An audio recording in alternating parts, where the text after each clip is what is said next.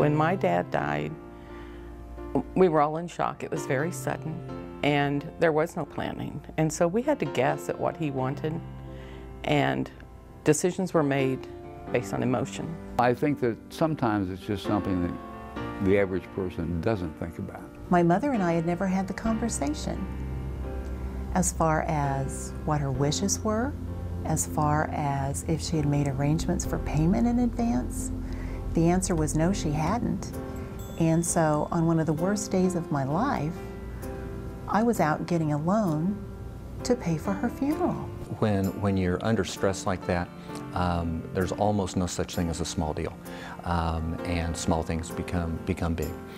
And it just was more practical and more loving to be able to let me know just exactly what she wanted done. What made her happy was that she knew that we wouldn't have to worry about it. It was a burden that she took away from us.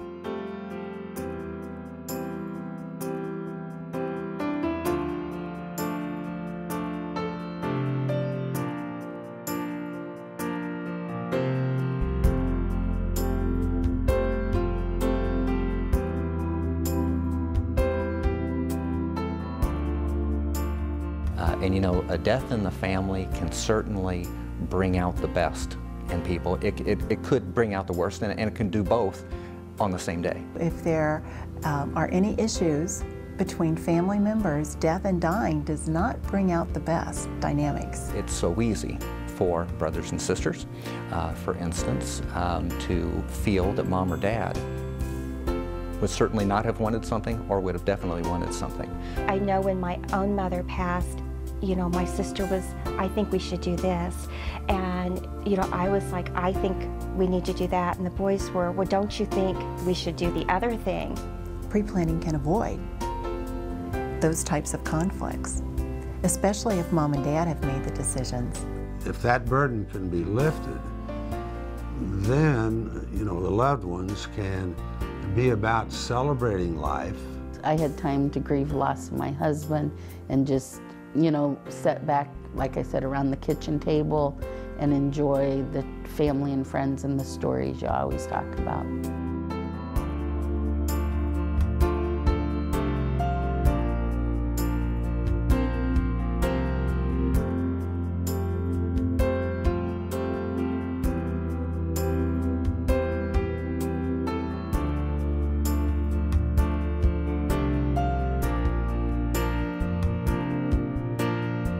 I feel as if everyone would want to be remembered a certain way, and it's very difficult to even think about how you want to be remembered.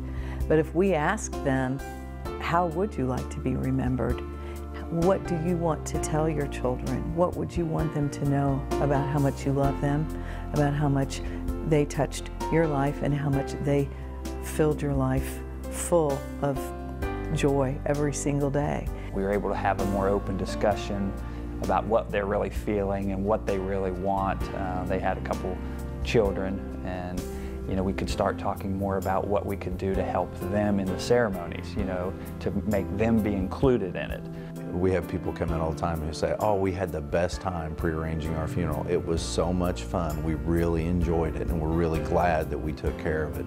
Personally, I felt it was such an easy experience for myself, and actually it was a happy experience for me. There's a lot of laughter, there's stories being shared, there's just a whole different mindset. They're more free because they're not dealing with that loss right up front. And even if there was crying and sorrow because of what they were doing and how they were going about things in pre-planning, even though they were pre-planning a funeral, it was a very healthy kind of emotional conversation. There was no rush, there was no pressure. She explained everything. We talked more about my mom and her life than we did about her death. And my mother was so happy to have done that.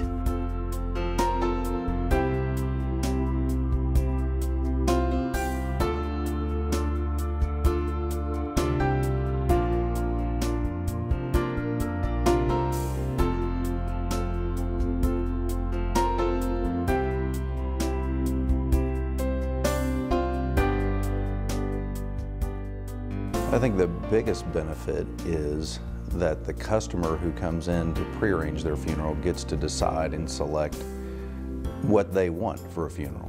It was very important for her to choose, because when she had to make the choice for my father, she always wondered if that's what he would have wanted. When we get to the end of our life, we must want to tie our all the little loose pieces together too, and I think it's comforting to people to know that they've taken care of that. And to me, that's always a joyful thing, and so we wanted to make sure there were certain hymns and music that we really liked that also would make other people leave feeling the joy.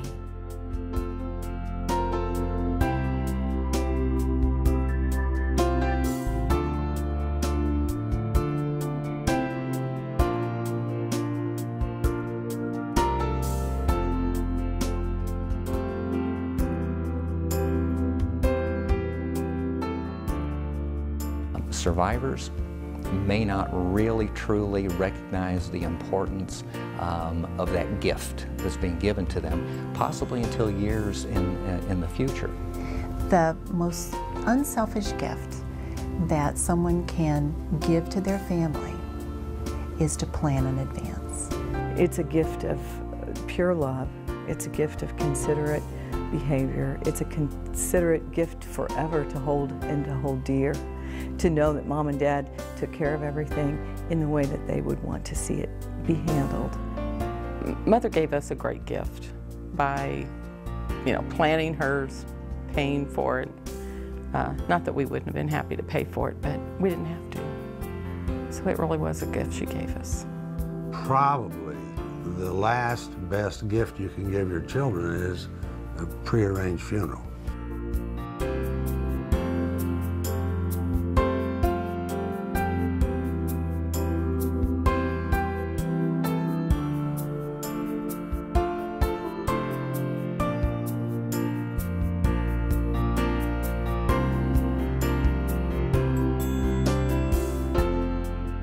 We take care of marriages, we plan for a childbirth, graduation, and we often say, why not plan for the inevitable? It's like planning your retirement.